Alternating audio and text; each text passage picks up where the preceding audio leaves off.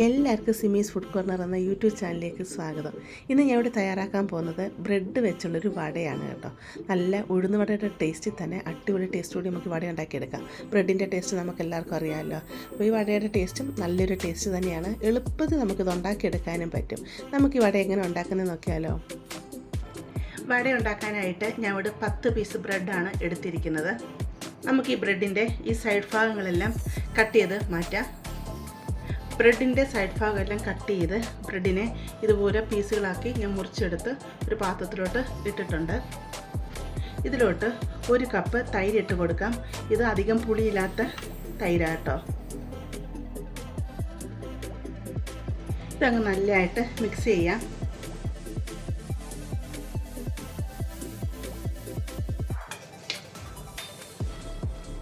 ബ്രെഡും തൈരും കൂടെ നല്ലതായിട്ട് മിക്സ് ചെയ്തിട്ടുണ്ട്.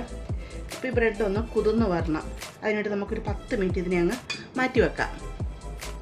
ബ്രെഡ് കുതിരുന്ന സമയം കൊണ്ട് നമുക്കിതിലേക്ക് ആവശ്യമുള്ള സവാളയൊക്കെ അരിഞ്ഞെടുക്കാം. അതിനുവേണ്ടി ഞാൻ ചെറിയൊരു സവാള എടുത്തിട്ടുണ്ട്, 2 തണ്ട് കറിവേപ്പില, ചെറിയൊരു കഷ്ണം ഇഞ്ചി, 2 പച്ചമുളക് ഇത്ര എടുത്തിട്ടുണ്ട്. ഇത് നല്ല പൊടിയായിട്ട് അരിഞ്ഞെടുത്തുകൊണ്ട് വരാം. ബ്രെഡ് കുതിരാൻ വെച്ചിട്ട് 10 മിനിറ്റ് ആയിട്ടുണ്ട്. ഇതിലോട്ട് 1/2 കപ്പ് അരിപ്പൊടി ഇട്ട് കൊടുക്കാം. ഇടിയപ്പമൊക്കെ ഉണ്ടാക്കുന്ന അരിപ്പൊടിയില്ലേ, വറുത്ത അരിപ്പൊടി, അതാണ് ഇട്ട് കൊടുക്കുന്നത്. 4 ടേബിൾ സ്പൂൺ വറുത്ത റവ ഇട്ട് കൊടുക്കാം. വറുത്തതോ വറുക്കാത്ത റവ ഇട്ട് കൊടുക്കാം കേട്ടോ. 1/4 ടീസ്പൂൺ സോഡാപ്പൊടി, ആവശ്യത്തിന് ഉപ്പ്, അരിഞ്ഞു വെച്ചിരിക്കുന്ന ഇഞ്ചി, പച്ചമുളക്, സവാള ഉണ്ടല്ലോ, അതങ്ങ് ഇതിലോട്ട് ഇട്ട് കൊടുക്കാം. ഇതിനെല്ലാം കൂടെ കൈ കൊണ്ട് നമുക്ക് നല്ലതായിട്ട് അങ്ങ് ഞെരടിയെടുക്കാം.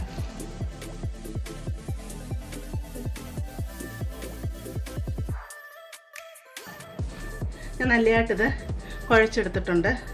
ഇതിപ്പോൾ ആവശ്യത്തിന് വെള്ളമുണ്ട് കണ്ടോ. കയ്യിൽ നമ്മളിങ്ങനെ പ്രസ് ചെയ്യുന്ന സമയത്ത് കയ്യിലൊക്കെ ഇങ്ങനെ ഒട്ടിപ്പിടിക്കുന്ന ആ ഒരു പരുവത്തി വെള്ളമുണ്ട്.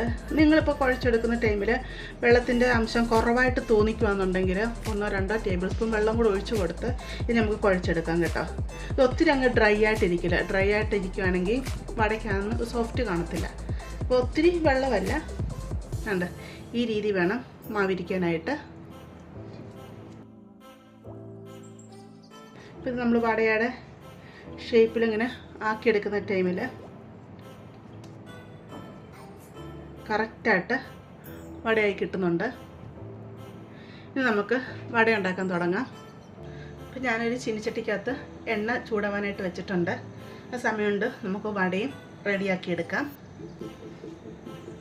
ഞാൻ മുമ്പ് പറഞ്ഞ പോലെ ഈ വടയിൽ നിങ്ങൾക്ക് വെള്ളം കുറവായിട്ട് തോന്നുവാണെങ്കിൽ ശകലം വെള്ളം ഒഴിച്ചിട്ട് നിങ്ങൾക്കതിനെ മിക്സ് ചെയ്തെടുക്കാം കേട്ടോ. ബ്രെഡ് ആകുമ്പോൾ ചിലപ്പം വെള്ളം അങ്ങ് വലിച്ചെടുക്കാൻ ചാൻസ് ഉണ്ട്. എളുപ്പത്തിൽ നമുക്ക് വടയുടെ ഷേപ്പാക്കി എടുക്കാൻ പറ്റും കേട്ടോ.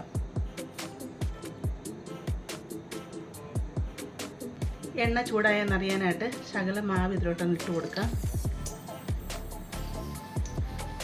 മാവ് ഇവിടെ പൊങ്ങി വന്നിട്ടുണ്ട്, എണ്ണ ചൂടായിട്ടുണ്ട്. ഇതങ്ങ് കോരി മാറ്റാം. നമുക്കിനി വട ഇതിലോട്ടിട്ട് കൊടുക്കാം.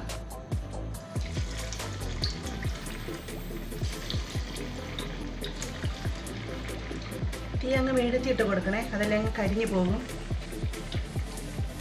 ബ്രെഡിൻ്റെ വട പെട്ടെന്ന് അങ്ങ് ഫ്രൈ ആയി വരും കേട്ടോ. വടയുടെ അകമൊക്കെ നല്ലതായിട്ട് വേകണമല്ലോ. അപ്പോൾ തീ മീഡിയത്തിലിട്ട് ഫ്രൈ ചെയ്തെടുക്കാം.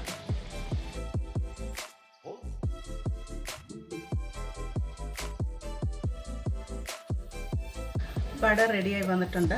നമുക്കിതിനെ കോരി മാറ്റാം.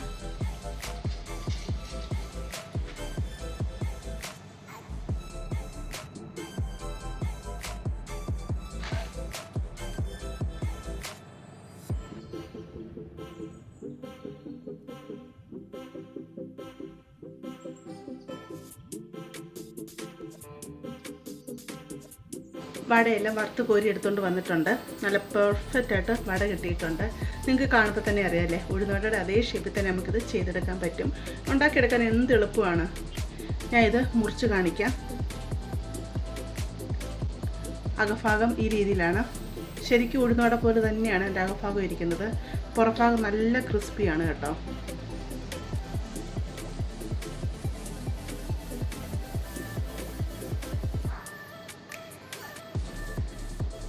ഞാൻ കഴിച്ചിട്ട് ടേസ്റ്റ് പറയാമേ. സൂപ്പർ ടേസ്റ്റാണ് കേട്ടോ. ഉഴുന്നുവടയുടെ അതേ ടേസ്റ്റ് എന്ന് പറഞ്ഞാൽ നമ്മൾ ബ്രെഡാണല്ലോ, ബ്രെഡിൻ്റെ ടേസ്റ്റ് നമുക്കറിയാം. ബ്രെഡും കൊണ്ട് ഉണ്ടാക്കിക്കൊണ്ടായിരിക്കും ഉഴുന്നുവടയുടെ അതേ ടേസ്റ്റ് കേട്ടോ. ഗസ്റ്റൊക്കെ വരുമ്പോൾ നിങ്ങൾക്ക് ധൈര്യത്തോടുകൂടി ഉണ്ടാക്കി കൊടുക്കാൻ പറ്റുന്ന നല്ലൊരു വടയാണിത്. നല്ല ടേസ്റ്റ് ഉണ്ട് കേട്ടോ. ഇതിൻ്റെ കൂടെ വെള്ളച്ചമ്മന്തി, അധികം ലൂസായി പോവാത്ത വെള്ളച്ചമ്മന്തി ഉണ്ടല്ലോ, അതും കൂടെ ഉണ്ടെങ്കിൽ സൂപ്പർ ടേസ്റ്റാണ്. നിങ്ങളെല്ലാവരും ഇത് തയ്യാറാക്കി നോക്കുക. നിങ്ങൾക്ക് വീഡിയോ ഇഷ്ടപ്പെടുകയാണ് എപ്പോഴും പറയുന്ന പോലെ നിങ്ങളൊന്ന് സബ്സ്ക്രൈബ് ചെയ്ത് സപ്പോർട്ട് ചെയ്യുക, അതുപോലെ ലൈക്ക് ചെയ്യുക. നിങ്ങളുടെ ഫാമിലിയിലോട്ടും ഫ്രണ്ട്സിലോട്ടൊക്കെ ഇതൊന്ന് ഷെയർ ചെയ്ത് കൊടുക്കുക കേട്ടോ. നമുക്കിനിയൊരു പുതിയ വീഡിയോ ആയിട്ട് അടുത്ത ദിവസം കാണാം.